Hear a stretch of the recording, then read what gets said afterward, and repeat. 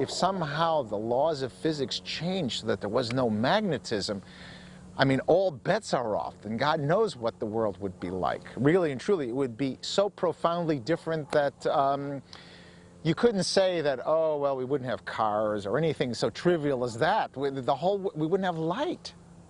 Light, the first thing mentioned in the Bible. Number one, God separated the darkness from the light.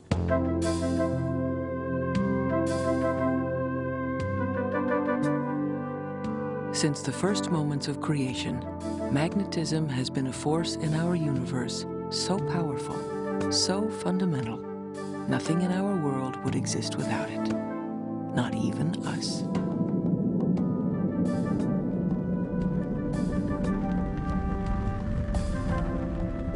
In the beginning, humans first discovered magnetism as a small miracle, a dark stone that attracted iron with an invisible force. In a time when fire was tamed to fashion tools, when the stars were all named, here was something truly magical. A rock with a mind of its own. It was an effect without a cause. When science began, it began in the Greek colony of Miletus, 650 BC on a Thursday morning, or something like that. People started saying, look, let's look for a logical explanation for this complex world. And lodestones were part of this curious complexity. Lodestone is an iron ore, a natural magnet. The Greeks found deposits of it in the province of Magnesia, and that's how magnets got their name. Hippocrates, while he was busy inventing medicine, thought a thing as curious as lodestone must be good for something, so he claimed it had healing powers. By the Middle Ages, lodestone was believed to increase elegance and charm and restore marital harmony.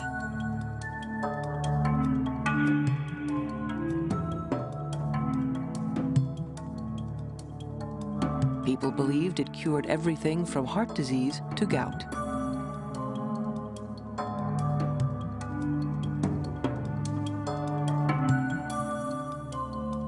Mariners told tales of ships sunk when lodestone mountains pulled all the nails from their hulls. By 1269, Petrus Peregrinus began to explain the magic. Ta-da! He reported that all lodestone, if allowed to rotate freely, pointed in the same direction. Rock. This rock has some very, very special properties.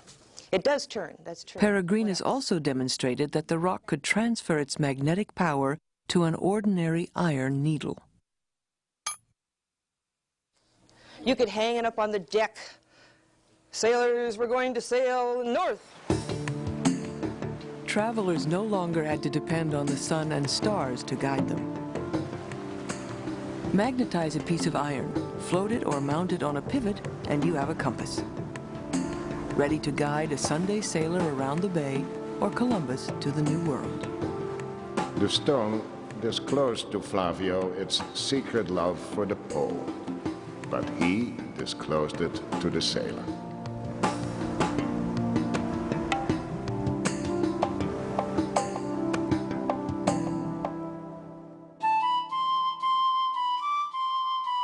In 1600, William Gilbert's revolutionary treatise on the magnet disclosed that pounding hot iron induces magnetism in the metal.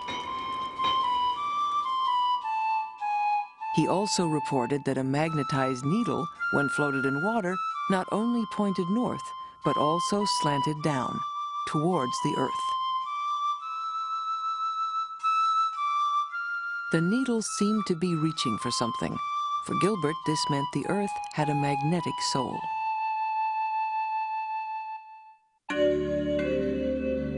He was right. The earth itself is a giant magnet.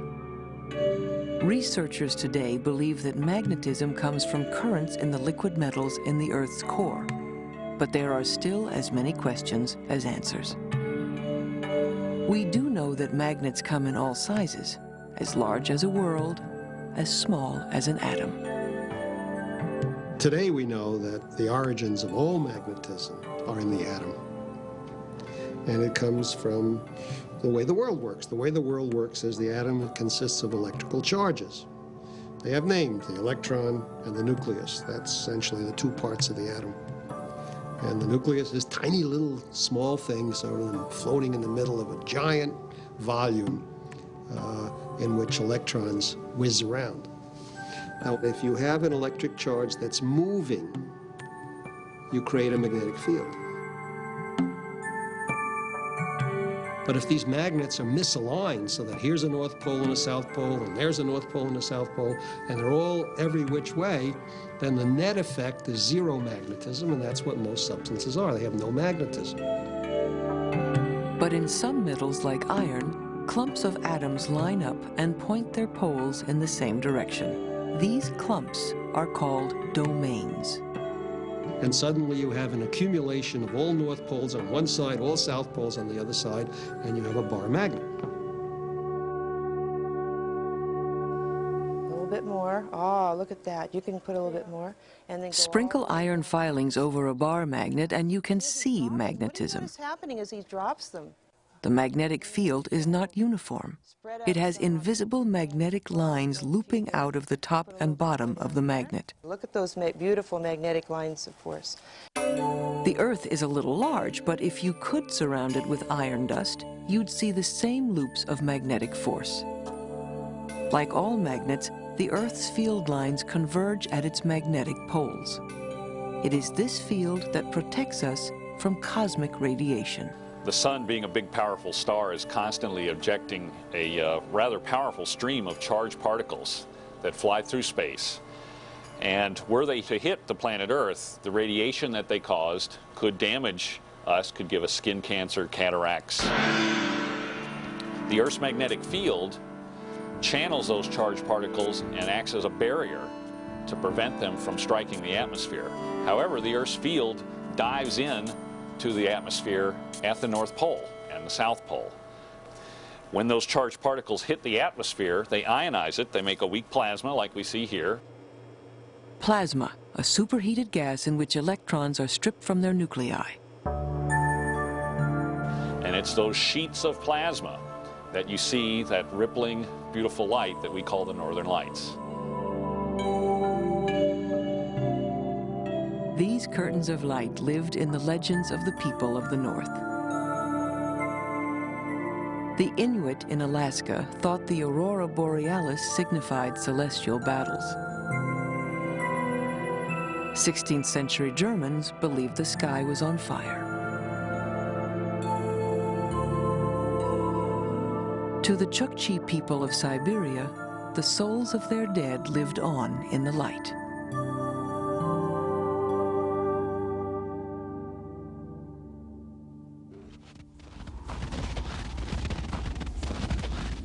Even today, the northern lights have the power to capture the human imagination. The magnetic forces that shape the glow in the sky can also be used to push products.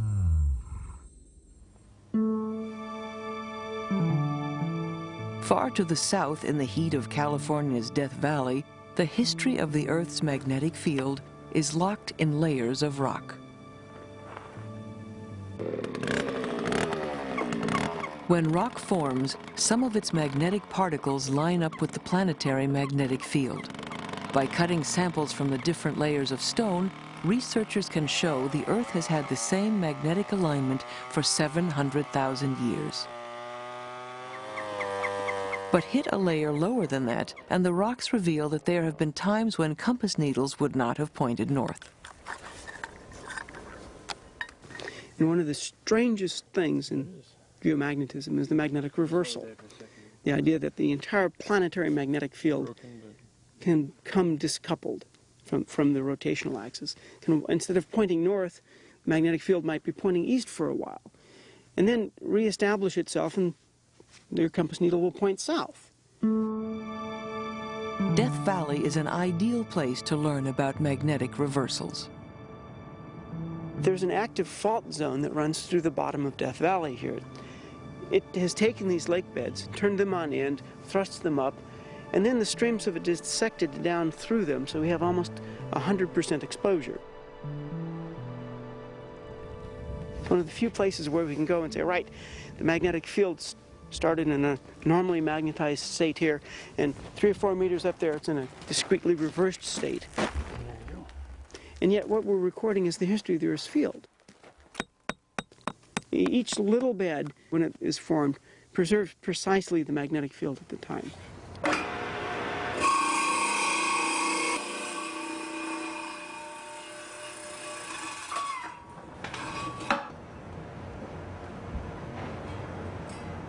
Core samples are analyzed in a magnetometer to determine the strength and direction of the magnetic field. Researchers can use that information to plot a geomagnetic map that tells the history of the Earth's field reversals. Far from Death Valley, there are other reliable places to study geomagnetism. Volcanoes. Molten magma erupting from the Earth's inner chambers is rich in iron. When it cools, it locks in clues not just about the Earth's magnetic field, but also about how the continents were formed. And so if I have a liquid magma that comes up and then gets in place, solidifies, and then cools, those grains become magnetic. But the important thing is, as they become magnetic, they lock in their magnetic direction parallel to the Earth's field at the time. Beneath the surface of the ocean, cooling lava locks in magnetic information as it creates new seafloor. Over millions of years, a stripe pattern forms, creating a timeline of the Earth's field reversals. These patterns tell geologists that as new stripes form, the continents are pushed apart. This observation led to a major breakthrough in understanding the way the Earth works, the theory of plate tectonics. There's no parallel in the history of science where one set of observations made such a key change in the entire field and turned everything. Perhaps the only one that's comparable, say, is the Darwinian revolution in biology, which still has its ramifications. But the plate tectonic revolution was a similar thing in geology, and that was driven by magnetism. Whether on the sea floor or in Death Valley, magnetic stripes also hold clues about when the Earth's field might reverse again.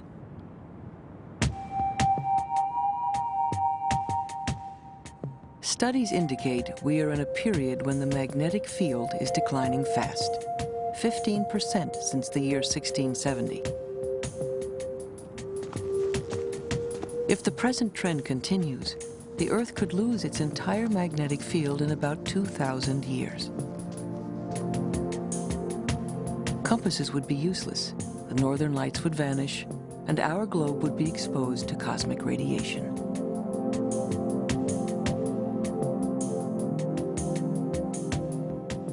But no one can be sure if this will happen. The magnetic field could also reverse its trend and begin gaining strength, keeping intact the magnetic world we've come to depend on.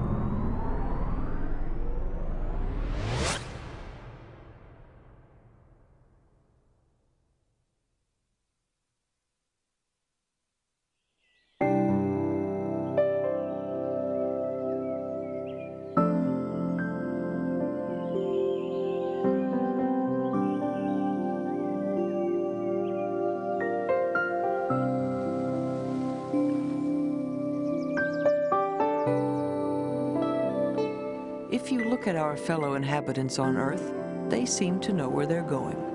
But how do they know? Biomagnetism may be the answer.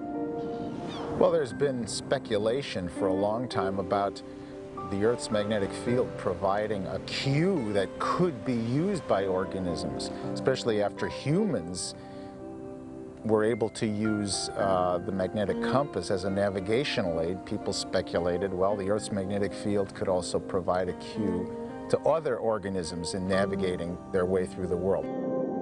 The mystery of how animals can navigate is a big problem in sensory biology. How does an animal know to do that? And various groups of biologists have studied this, and it turns out you discover that animals are extremely clever. Pigeons, for example, can hear sounds both higher and lower frequencies than humans do. They can hear bridge vibrations in New York and home on it. They can see polarized light patterns in the sky. They have a sun compass.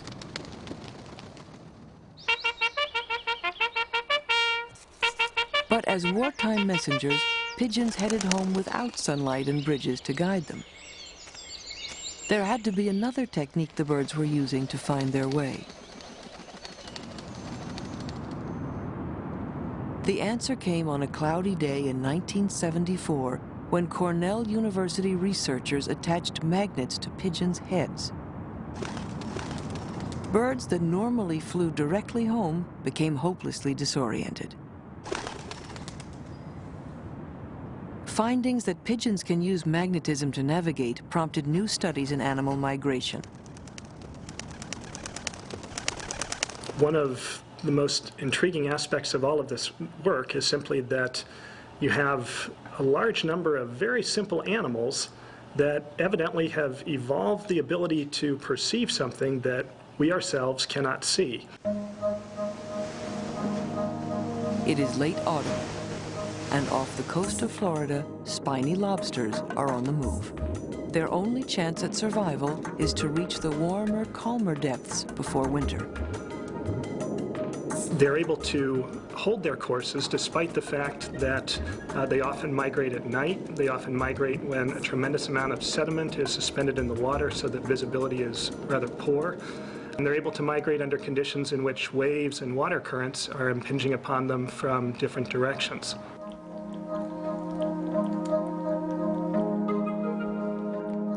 To find out if lobsters have a magnetic sense, Ken Lohman set up a tank where he can control the magnetic field. Once in the tank, the lobster on a leash orients itself based on the existing field in the tank. Going, so we just have to wait for the lobster now. This is a north-seeking lobster. All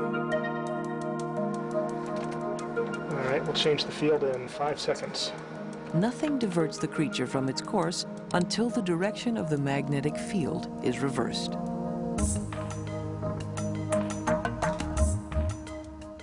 Our results from the laboratory experiments demonstrate that lobsters have the ability to orient by sensing the Earth's magnetic field. This suggests that they may be able to guide their migration by detecting the Earth's magnetic field. Out of Ken Lohman's clutches, the lobsters do what they ought to do, a migratory dance along magnetic lines of force.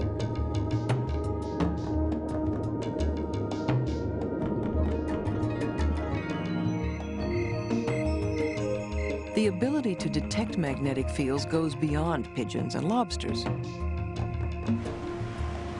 Scores of animals seem to be sensitive to magnetism.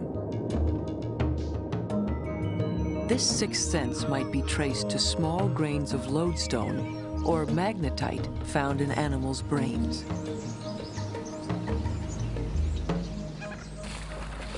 The question is, how small can you go and still find biomagnetism? Richard Frankel collects bacteria from saltwater marshes on the California coast to study their magnetic properties. These bacteria have a problem. They seek food and security in the muck under the pools of water, but they don't have eyes to guide them, and they are so tiny they're unaffected by gravity. The bacteria may be simple single-celled creatures, but they navigate the same way Columbus did.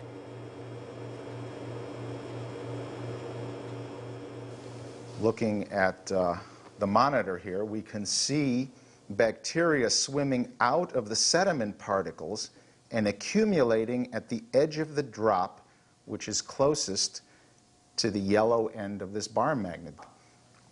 And now after they've accumulated for a while, I can show you that if I turn the bar magnet around, the bacteria swim away from the drop. Unlike the pigeons and lobsters, we can actually see the bacteria's internal direction finder. This is a picture from an electron microscope, the organism magnified 100,000 times. The bacterium is a living bar magnet. Well, what the bacteria did, or what they do, in fact, they're doing it right now out here, is they make these single domain-sized particles of magnetite, and they line them up in a chain. And this forms a permanent compass needle that is just large enough so that the bacterium is oriented in the Earth's magnetic field as it swims. But are the bacteria actually heading north? Not really. They're swimming down to where the food is. It works just like the floating needle experiment. If this is the north-seeking end of my internal compass needle, if my flagellum is back here, if I just start swimming straight ahead, then the Earth's field will align me in a particular direction and I'll swim down to the sediments. When you look at these bacteria, you see this chain of particles looking very much like a backbone running through the cell. And in fact, there's an interesting correspondence between the fact that bacteria can mineralize, can produce an internal mineral. I mean, that's what we do. That's what bones and teeth are.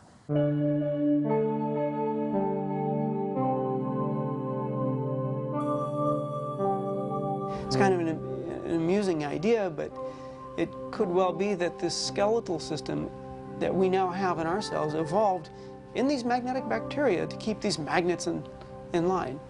And if that were the case, that's kind of an absurd conclusion that perhaps we wouldn't be here if it weren't for the magnetic field driving the evolution of this. If we have magnetic microbes to thank for our spines, is it possible that we too have internal compasses? When he's not digging in Death Valley, Joe Kirschvink is busy in his lab dissecting human brain tissue, looking for magnetite. He finds it, miniature magnets among the neurons.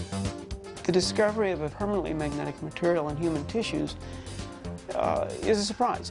I mean, if I take a magnet, it doesn't normally stick to my head or to my fingers, and the assumption was that there's probably nothing ferromagnetic there. But it turns out nobody had looked. What Kirschvink did was turn his tissue samples into a kind of brain soup. A strong magnet placed in the liquid pulled iron oxide crystals out of suspension.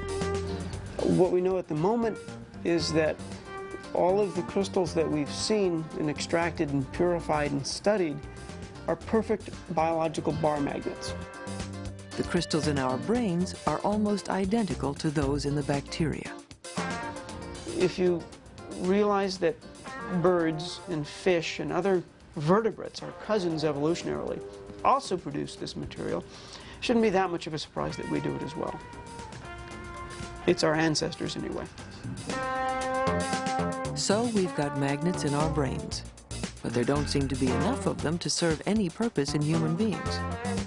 Perhaps at a distant point in our evolutionary past, the ability to sense the Earth's magnetic field was extremely important to us, and its importance may have diminished over time as our other sensory systems became more and more sophisticated. Human magnetism may be more useful as a conversational metaphor than as a direction finder. We talk about people having a magnetic personality. Some people we find attractive. Some we find repulsive. Those with major differences we call poles apart. Attraction and repulsion, reason and energy, love and hate are necessary to human existence. In the late 1700s, Franz Anton Mesmer proposed the existence of a force called animal magnetism. To him, it was more than a metaphor. And his theory was that there was some kind of a fluid that flowed from the Earth's poles through the human poles and so forth. And so if that flow was unblocked, that constituted health. But if you got blocked somehow, then you got sick. And his therapy was to rub people with magnets. He had one subject swallow a concoction containing iron before attaching magnets to different parts of her body. She reported feeling streams of a mysterious fluid running through her veins.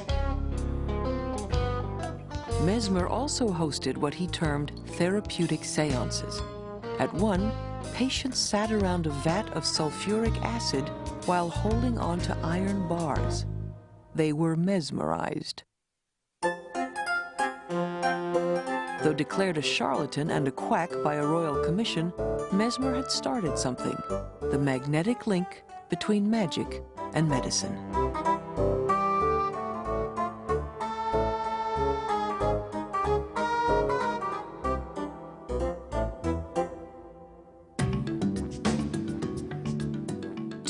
Years later came a device that actually put magnetism to work for medicine. Magnetic resonance imaging revolutionized healthcare, and the acronym MRI entered the popular lexicon. A patient is bathed in a magnetic field 5,000 times stronger than the Earth's. This field causes some of the body's nuclei to behave like spinning compass needles and line up. Then, the nuclei are hit by pulsing radio waves.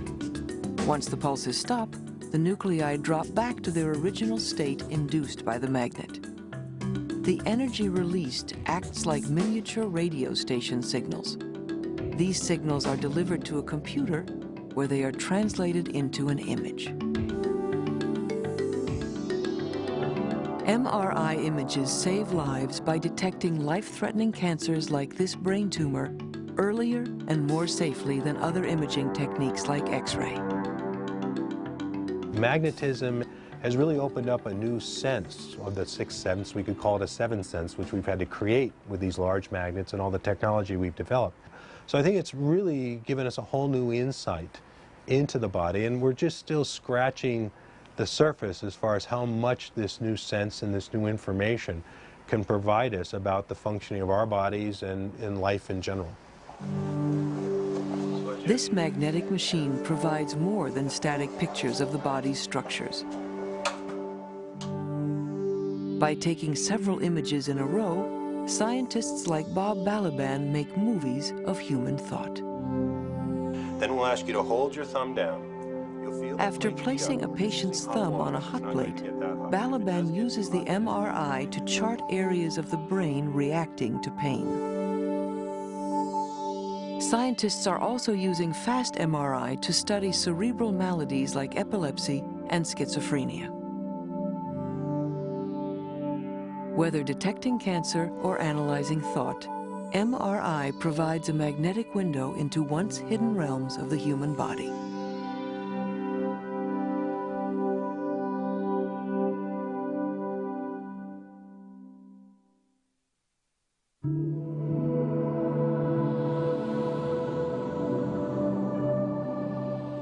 magnetism is more than an invisible force protecting the Earth and guiding its inhabitants. Together with electricity, magnetism ignited the machine age and created the modern world. Electricity and magnetism are used to make motors run, to make videotapes work. They're used in our cars and our stereos. They're part of our world. If you choose not to know about something like that, then it becomes magic. Understanding what seemed to be the magical link between electricity and magnetism began with an observation. When ships are hit by lightning, compasses on board swing wildly. In 1820, a Dane named Hans Christian Ørsted recreated this natural phenomenon in his laboratory. He placed a compass near a wire attached to a battery. As the electric current flowed through the wire, the compass needle kicked.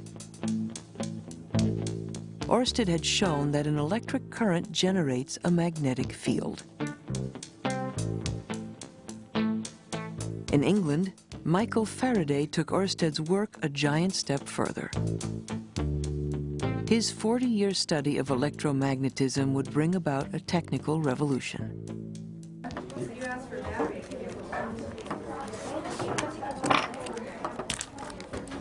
First, Faraday showed that a wire placed next to a magnet rotates when an electric current flows through the wire.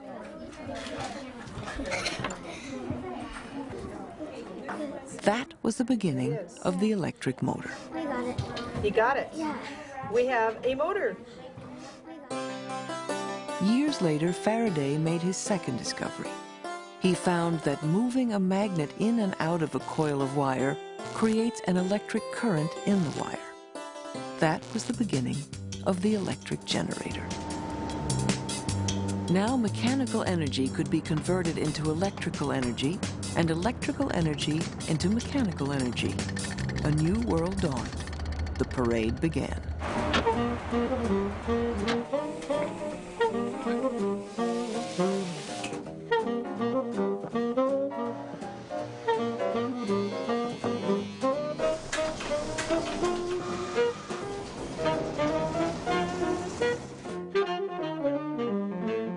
Magnetism, the poor old workhorse, just keeps going along.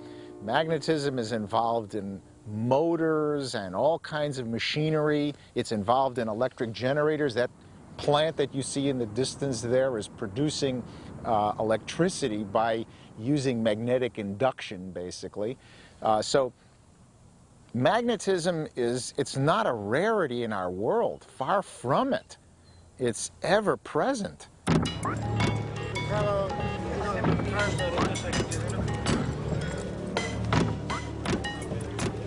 Visit the set of a major motion picture, and you'll see just how present it is. Okay, so how's the car? We like the car? No, you're sitting down, correct, Matthew? No, I'm standing up. You're standing up. I'm standing up right now. We have passed from the machine age to the information age. Another technological revolution brought to you by magnetism. Another magnetic force happening. Whoa! Get ready, please.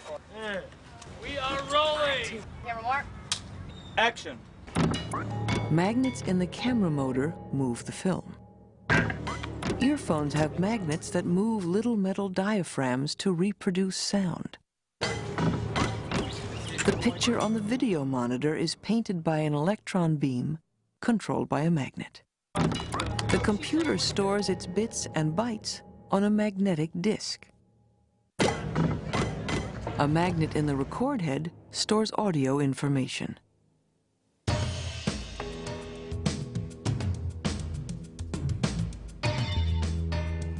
It's interesting to reflect on the fact that 1 teaspoonful of rust powder coated onto floppy disks and videotapes can store more information than all of the clay tablets in ancient Egypt. Audio tape, computer disks, and video cassettes all store information magnetically.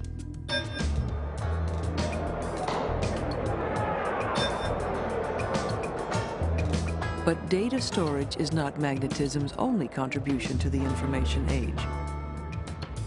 Electromagnetic waves enable us to transmit this data all over the world.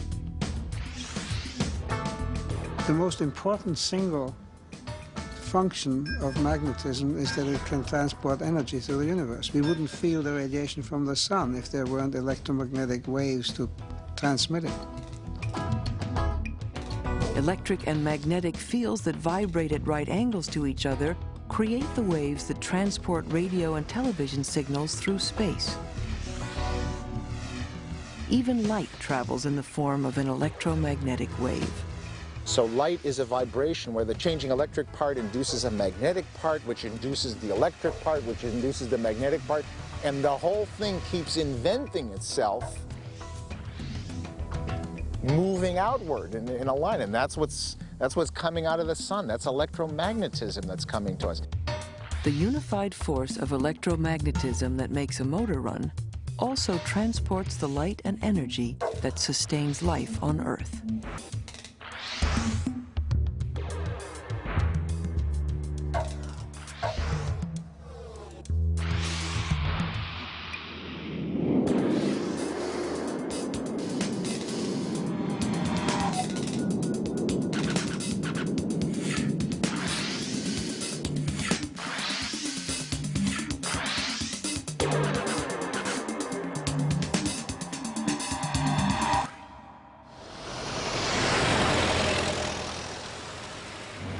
Magnetism has made our modern world possible.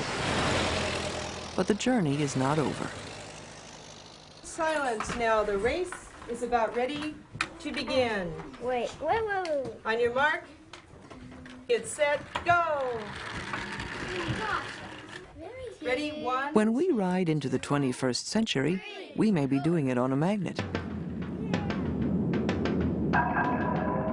This is no ordinary train. It's a magnetic levitation vehicle known as maglev, a machine that uses magnets to fly. Put two north ends of a magnet together, and they're pushed apart. The force that propels a toy car can also lift a 50-ton maglev off its tracks.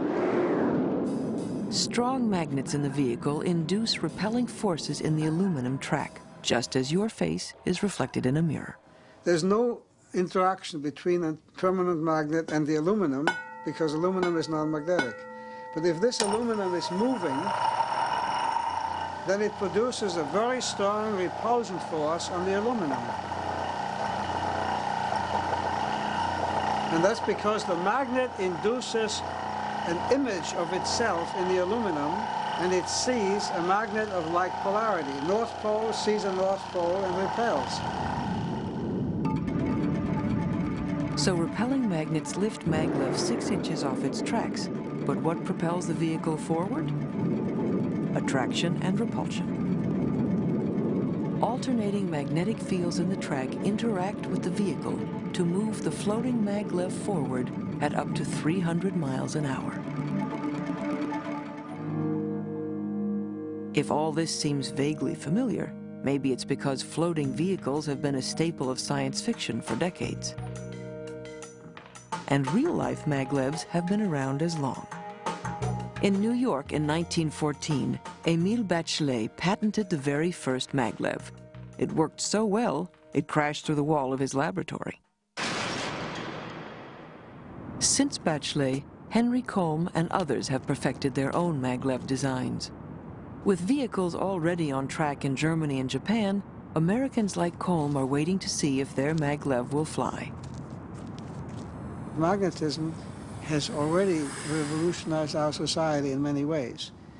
It's waiting in the wings to do new things.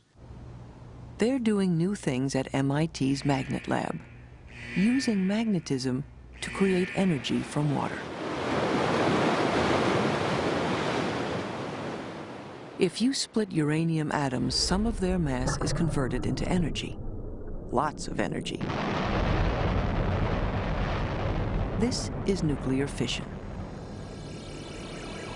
You can also make energy by squeezing atoms together. Fuse 2 hydrogen atoms, and you get 1 helium atom, plus energy. This is nuclear fusion. At MIT, they're using magnets to create energy from fusion. If you were to weigh the helium atom that you made and compare it to the weight of the 2 hydrogen atoms that went into the reaction, you'd find that the helium weighed just a little bit less. And that small difference in mass is converted to a huge amount of energy by the famous equation E equals mc squared. E is energy, m is the change in mass from 2 hydrogens to 1 helium, and c is a number which represents the speed of light, which is 186,000 miles per second. C squared is the speed of light multiplied by itself. It's an unimaginably huge number. So an extremely tiny difference in mass releases a tremendous amount of energy. And that's what fusion is. And that's what keeps the sun burning. But if you captured a little bit of the sun, what could you keep it in?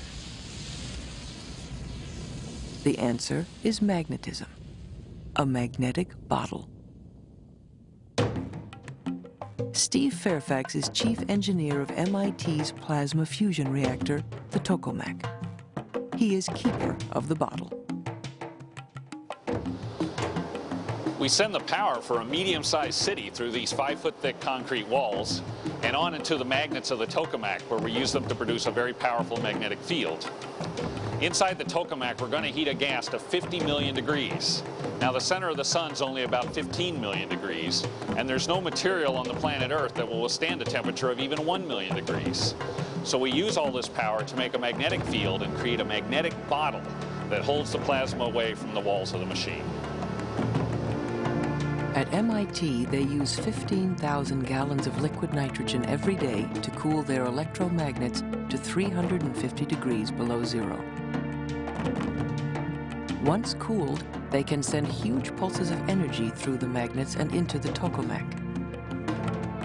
The magnetic force is so great that it would lift a stack of cars as tall as Mount Everest, and it takes 100 bolts like this to keep the machine from flying apart. Inside the machine's donut-shaped chamber, gases are heated until the atoms lose their electrons and the gas becomes a plasma. Because it's too hot to see inside the tokamak, Fairfax has a model that shows how magnetic fields are used to induce fusion. Now, if I take this horseshoe magnet and put it next to the plasma, you can see that the magnetic field from this magnet is having a fairly strong effect on the plasma. It can move it around. Now, we don't use horseshoe magnets in our research. We use electromagnets like this. So when we turn that on now, you can see the plasma has clearly been squeezed away from the walls of the tube. Because it's not touching the tube anymore, the plasma's hotter. It's not being cooled off as much by touching the tube, and that's what makes it brighter. So this is the very same principle that we use in our machine, only where this plasma is a few thousand degrees. In our machine, we're shooting for temperatures of 50 million degrees. The tokamak now requires more energy than it produces by fusion. But when they reach 50 million degrees, they will be one step closer to producing power to light the world. Power to replace fossil fuels. Cheap power. It means that we will have a means to extract energy from seawater without causing pollution in the form of radioactive fuel elements that have to be disposed of. We will produce nothing but pure energy and light. That's the dream.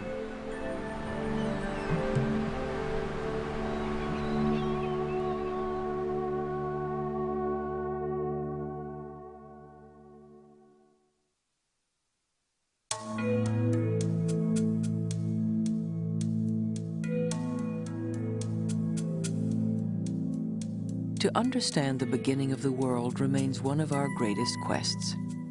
How did this elegant and complex universe come to be?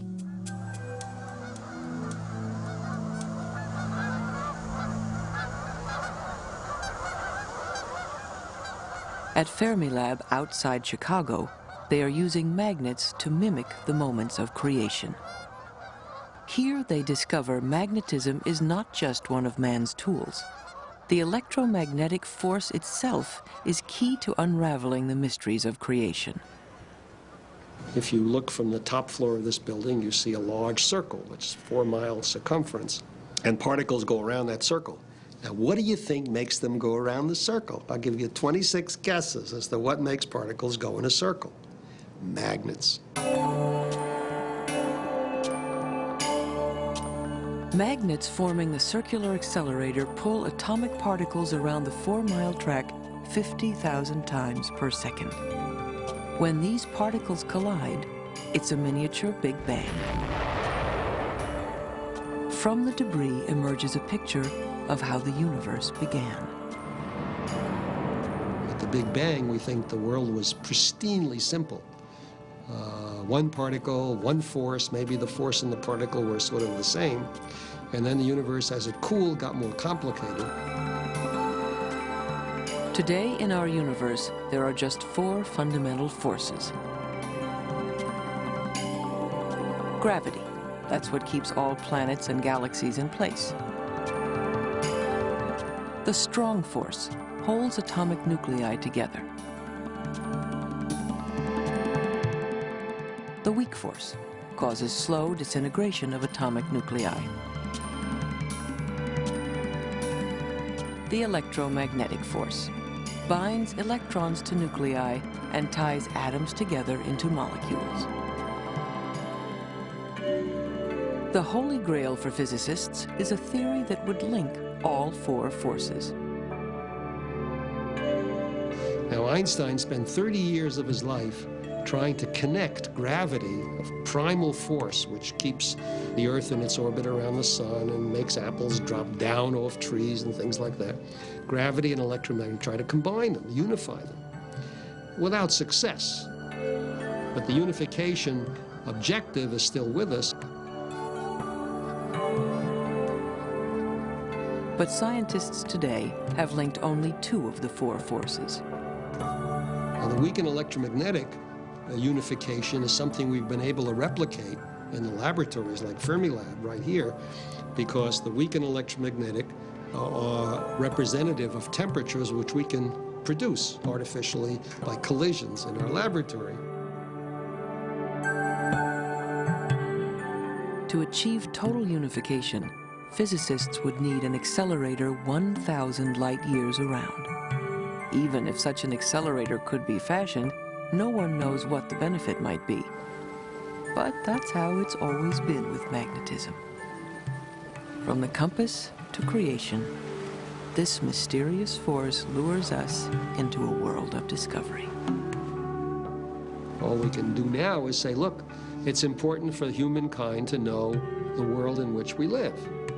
We live in this world. How did we get here? What are the processes by which we got here? What is the future of the universe going to be like? The process of understanding magnetism created a vast opportunity for humans to live a better life.